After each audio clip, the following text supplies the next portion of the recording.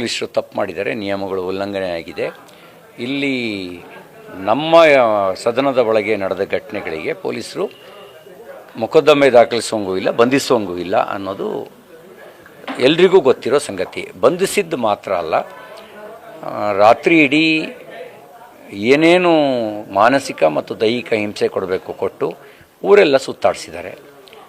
ಇಷ್ಟು ಮಾತ್ರ ಅಲ್ಲ, ಕಮಿಷನರು ಹೇಳ್ತಾರೆ ನಿನ್ನೆ ಪ್ರೆಸ್ ಮೀಟ್ನಲ್ಲಿ, ಅವ್ರ ರಕ್ಷಣೆಗೋಸ್ಕರ ಹಾಗೆ ಮಾಡಿದ್ವಿ ಅಂತ ಹೇಳ್ತಾರೆ. ಪೊಲೀಸ್ ಸ್ಟೇಷನಲ್ಲಿ ರಕ್ಷಣೆ ಕೊಡೋಕ್ಕಾಗದೇ ಇದ್ದವರು ಬೀದಿಲಿ ರಕ್ಷಣೆ ಕೊಡ್ಬೋದು ಅಂತ ಭಾವಿಸೋದೇ ಮೂರ್ಖತನ. ಯಾರನ್ನೇ ಆದರೂ ಬೀದಿಯಲ್ಲಿ ಸಮಸ್ಯೆ ಆಗುತ್ತೆ ಅಂದರೆ ಅವ್ರನ್ನ ಪೊಲೀಸ್ ಸ್ಟೇಷನಿಗೆ ಕರ್ಕೊಂಡು ಬಂದು ರಕ್ಷಣೆ ಕೊಡ್ತಾರೆ. ಆದರೆ ಪೊಲೀಸ್ ಸ್ಟೇಷನಲ್ಲಿ ಇದ್ದವ್ರನ್ನ ಬೀದಿಗೆ ತಗೊಂಡೋಗಿ ಕಬ್ಬಿನ ಗದ್ದೆ ಮಧ್ಯದಲ್ಲಿ, ಕಾಡು ರಸ್ತೆಯಲ್ಲಿ, ಜಲ್ಲಿ ಕ್ರಷರ್ ನಡುವೆ ತಗೊಂಡೋಗಿ ನಿಲ್ಲಿಸ್ಕೊಳ್ಳಲ್ಲ.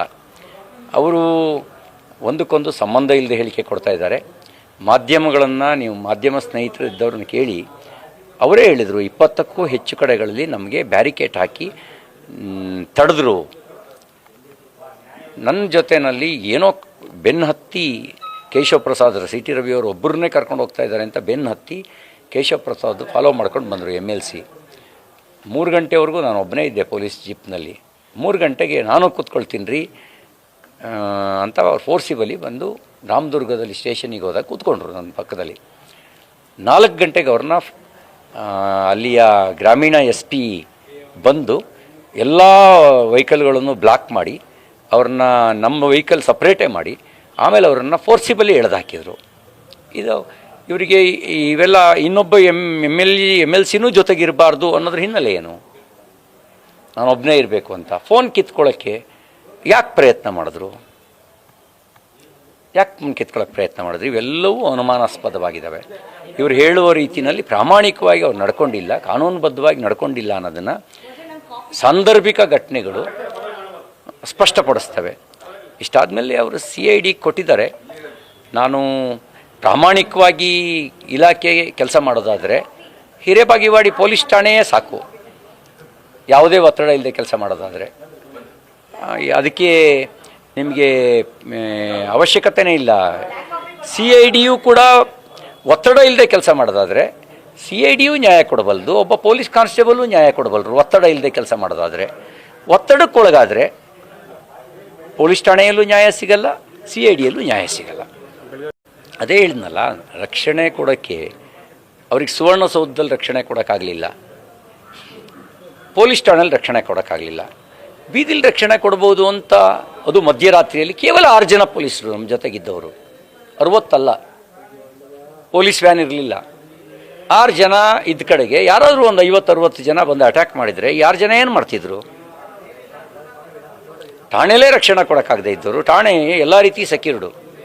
ಮತ್ತು ಖಾನಾಪುರ BJP ಭದ್ರಕೋಟೆ, ಅಲ್ಲಿಯ ಶಾಸಕರು BJP 50,000ಕ್ಕೂ ಹೆಚ್ಚು ಲೀಡ್ನಲ್ಲಿ ಗೆದ್ದಿದ್ದಾರೆ. ಸಾವಿರಾರು ಜನ ಠಾಣೆ ಹೊರಗಡೆ ಸೇರಿದ್ರು, ಎಲ್ಲರೂ BJP ಬೆಂಬಲಿಗರು.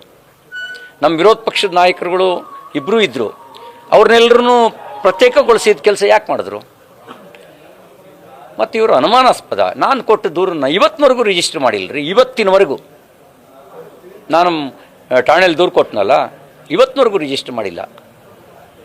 ನಿನ್ನೆ ನಮ್ಮ ವಕೀಲರು ಭೇಟಿ ಮಾಡಿದ್ರೆ 15 ದಿನದವರೆಗೂ ಟೈಮ್ ಇದೆ, ನೋಡೋಣ ತಗೊಳ್ಳಿ ಅಂತ ಹೇಳಿದ್ದಾರೆ. ಅಲ್ಲಿಗೆ ಪಾರದರ್ಶಕವಾಗಿದ್ದಾರೋ ಪ್ರಾಮಾಣಿಕವಾಗಿದ್ದಾರೆ ಇವರು? ಯಾವುದಿದ್ದಾರೆ? ನಾವೇನಂದರೆ CID ತನಿಖೆ ಮಾಡೋದಾದರೂ ಕೂಡ ಹಾಲಿ ನ್ಯಾಯಾಧೀಶರ ನೇತೃತ್ವದಲ್ಲಿ CID ತನಿಖೆ ಮಾಡಲಿ, ರಿಪೋರ್ಟ್ನ ನ್ಯಾಯಾಧೀಶರಿಗೆ ಕೊಡಲಿ. ನ್ಯಾಯಾಧೀಶರ ನೇತೃತ್ವದಲ್ಲಿ, ನ್ಯಾಯಾಧೀಶರ ನಿರ್ದೇಶನದಲ್ಲಿ CID ತನಿಖೆಯೇ ಆಗಲಿ. ಈಗ ನೋಡಿ, ನಾಳೆ ನ್ಯಾಯಾಂಗ ತನಿಖೆ ಕೊಟ್ಟರು ಅವರೇನು ನ್ಯಾಯಾಧೀಶರು ನೇರವಾಗಿ ಹೋಗಿ ಅಂತ ತನಿಖೆ ಮಾಡಲ್ಲ. ಆದರೆ ಸಾಂದರ್ಭಿಕವಾಗಿರುವ ಎಲ್ಲ ಘಟನೆಗಳನ್ನು ಅವರು ಇರೋದನ್ನು, ಸತ್ಯಾಸತ್ಯತೆಯನ್ನು ರೆಕಾರ್ಡ್ ಮಾಡ್ತಾರೆ. ರೆಕಾರ್ಡನ್ನು ಅವರು ಹೈಡ್ ಮಾಡಲ್ಲ, ಅಥವಾ ಅದನ್ನ ಬೇರೆ ರೀತಿ ಮ್ಯಾನಿಪುಲೇಟು ಮಾಡಲ್ಲ. ಅಷ್ಟು ವಿಶ್ವಾಸ ಇದೆ. ನಾನು ಹೇಳಿದ್ನಲ್ಲ, ಯಾವುದೇ ಒತ್ತಡ ಇಲ್ಲದೆ ಕೆಲಸ ಮಾಡೋದಾದರೂ ಒಬ್ಬರು ಪೊಲೀಸ್ ಕಾನ್ಸ್ಟೇಬಲು ಮಾಡಬಲ್ಲರು. ಯಾವಾಗ ಒತ್ತಡಕ್ಕೆ ಒಳಗಾಗ್ತಾರೆ, ಯಾವಾಗ ನಮಗೆ ಒಳ್ಳೆ ಜಾಗಕ್ಕೆ ಪೋಸ್ಟಿಂಗ್ ಬೇಕು ಅಂತ ಆಸೆ ಪಡ್ತಾರೆ, ಆಗ ಏನಾಗ್ತದೆ, ನ್ಯಾಯದ ನಿರಾಕರಣೆ ಆಗುತ್ತೆ.